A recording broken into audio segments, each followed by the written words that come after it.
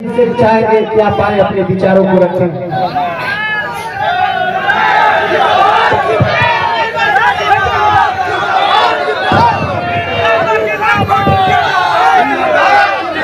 बहुत बहुत धन्यवाद।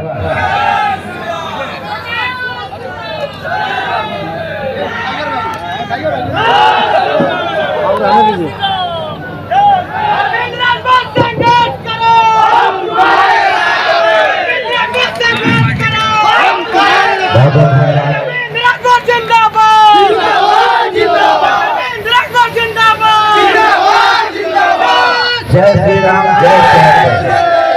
जय श्री राम, जय सुहेलदेव, भारत माता की जय। यही है ना हमारे बीच में।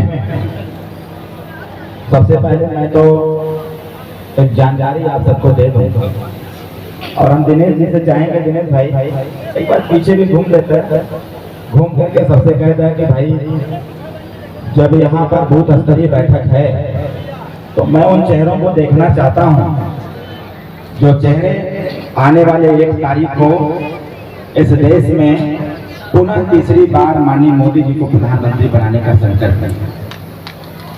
तो जो लोग पीछे हैं, हम जानते हैं तपती धूप है और आज ये परीक्षा का समय है। तैयारियां तो पूरा अगर देखा जाए शिक्षा के क्षेत्र में तो लड़का तो पूरा चाह करके मेहनत करता है, लेकिन जब एग्जाम देने की बारी आती है, अगर एग्जाम छोड़ के भाग जाएगा तो पास नहीं होगा, वो फेल हो जाएगा।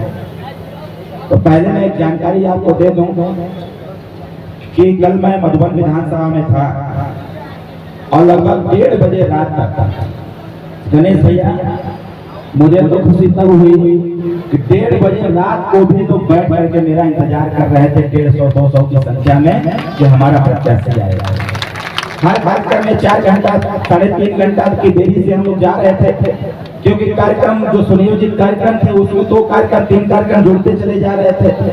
और कल ही रात को लगभग 3:27 पर हमारे पार्टी का अभिन्न अंग, हमारे पार्टी के संस्थापक सदस्य, हमारे पार्टी के प्रदेश के उपाध्यक्ष, जिन्होंने हमारी पार्टी को पूरे प्रदेश में घूम घूम करके बढ़ाने का काम किया, संगठन को बनाने का काम किया, लोगों को जोड़ने का काम किया, हमारे पार्टी के बहुत ही कर्मठ नेता, माननीय नेताजी के परम सहयोगी हमेशा साथ रहने वाले डॉक्टर अवधेश राजभर जी का रात को 3:27 पर मृत्यु हो गया, वो भी मधुबन कार्यालय में। कल हम लोग के साथ आगे वो कार्यक्रम देख रहे थे। कल रात को जब अंतिम कार्यक्रम करके हम निकले वहां से, तो मझवारा मोड़ तक हमको छोड़े भी और हमसे कहे, हमको बाबू बोलते थे, हमसे कहे कि बाबू चुनाव आपको कोई नहीं हरा सकता। हम लोग मधुबन विधानसभा में जो हम लोग घूम घूम करके देख रहे हैं, सभी लोग चाह रहे हैं कि इस बार घोसी लोकसभा का जो नौजवान एक चुनाव लड़ रहा है, एनडीए परिवार से उसको जिता करके दिल्ली भेजा जाए। आप तनिक भी विचलित मत होइए। कल रात को हमसे बात भी हुई, मुलाकात भी हुई, हमारे साथ दिन भर से लेकर के रात को 1:30 बजे तक मेरे साथ रहा। जब रात को लगभग 3 बजे हमारे कार्यालय प्रभारी का फोन आया कि उनकी तबीयत खराब हो गई है, हमने माननीय नेताजी को सूचित किया और मात्र आधा घंटा में ही हमारे उस कार्यकर्ता ने दम तोड़ दिया। सुबह सूचना प्राप्त हुई, हम लोग भाग करके गए उसके घर जाने के बाद उसको लेकर के हम लोग घाट पर गए। हमारे माननीय नेताजी लखनऊ थे, विभागीय काम था, मुख्यमंत्री जी ने बुलाया था। अरे बाबू से कहा कि सारा काम छोड़ दीजिए और सीधे आप आइए, क्योंकि हमारा कार्यकर्ता हमारे बीच में नहीं रहा। माननीय नेताजी ने सारे प्रोटोकॉल को तोड़ते हुए अकेले सिंगल गाड़ी से घाट पर पहुंचे। माननीय नेताजी घाट पर ही हैं। हमने कहा बाबू जी, कार्यकर्ता बड़ी मेहनत और संघर्ष के बाद बनता है।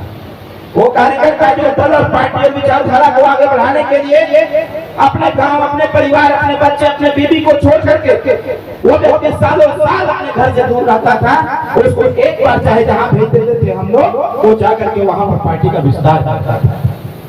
वो क्षेत्र जो भी सबसे कमजोर क्षेत्र रहता था, अगर उस क्षेत्र में पार्टी को मजबूती प्रदान करना होता था तो माननीय लोकसभा प्रभारी जी हम लोग तो सिर्फ एक कार्यकर्ता को सेलेक्ट करते थे, उसका नाम था डॉक्टर अवधेश राजभर। हम लोग जानते थे कि जो बंजर जमीन है उसको भी उपजाऊ बनाने का काम कोई कर सकता है, तो हमारा कार्यकर्ता, हमारा नेता डॉक्टर अवधेश राजभर कर सकता है। साथियों, आज दल की बहुत बड़ी क्षति है। आज मैं तो यहाँ भी आने के मूड में नहीं था, क्योंकि जिस प्रकार से उस परिवार ने, पूरे परिवार के लोगों ने मिलकर के इस दल को यहाँ तक पहुँचाया, वहां से आने का मन नहीं कर रहा था। लेकिन हमने कहा, कल ही रात को हमसे बोले थे डॉक्टर अवधेश राजभर जी, कल रात को हमसे बोले कि बाबू आप अपने कदम को डगमगाने मत देना, अपने सर को झुकने मत देना। ये भारतीय जनता पार्टी, स्वयं भारतीय समाज पार्टी, निषाद पार्टी, अपना दल के जो कार्यकर्ता है क्रांतिकारी कार्यकर्ता है, और अगर कार्यकर्ता ठान लेगा तो फिर कोई भी ताकत ऐसी नहीं है जो घोषित लोकसभा जीतने से रोक दे। साथियों, कि डॉक्टर अवधेश राजभर आज वो कार्यकर्ता हमारे बीच में नहीं है। हम अपने पूरे एनडीए परिवार की तरफ से उस मृत आत्मा के लिए सच्ची श्रद्धांजलि अर्पित करता हूं। उसके परिवार को ईश्वर शक्ति दे। अभी मैं कार्यक्रम यहाँ से खत्म करके कुछ जगह भ्रमण करके मैं फिर जाऊंगा उसके परिवार के पास, क्योंकि उसका परिवार टूट गया। उसके परिवार में सिर्फ वही एक व्यक्ति था, वो हमारा होल टाइमर था। वो पूरे दिन पूरी रात पार्टी का काम करता था, उसके परिवार का संचालन हम लोग किया करते थे। इस समय हमारी और नेताजी को उस परिवार को बहुत आवश्यकता है। साथियों, ये मेरे लिए आज बहुत दुख का विषय है, लेकिन उसके बाद भी, क्योंकि जब सीमा पर युद्ध होता है तो सीमा पर खड़ा हुआ हमारा सेना एक दूसरे को जानते हैं, पहचानते हैं, और ये भी समझते हैं कि दुश्मन की गोली कब किसके सीने में लग जाएगी ये कोई नहीं जानता। देश की रक्षा के लिए, सीमा की रक्षा के लिए, देश के अंदर रहने वाली जनता की रक्षा के लिए वो सीमा पर खड़ा होकर के युद्ध भी करता है और गोली भी खाता है और शहादत को भी स्वीकार करता है, और ये बताने का प्रयास भी करता है कि आप सब लोग सुरक्षित रहो। इस सीमा पर खड़ा रहने वाला एक एक नौजवान इस देश के लिए मर जाएगा, मिट जाएगा, लेकिन देश का सम्मान कभी झुकने नहीं। ये लोकतंत्र का पर्व चल रहा है, ये 5 साल में कई बार आता है।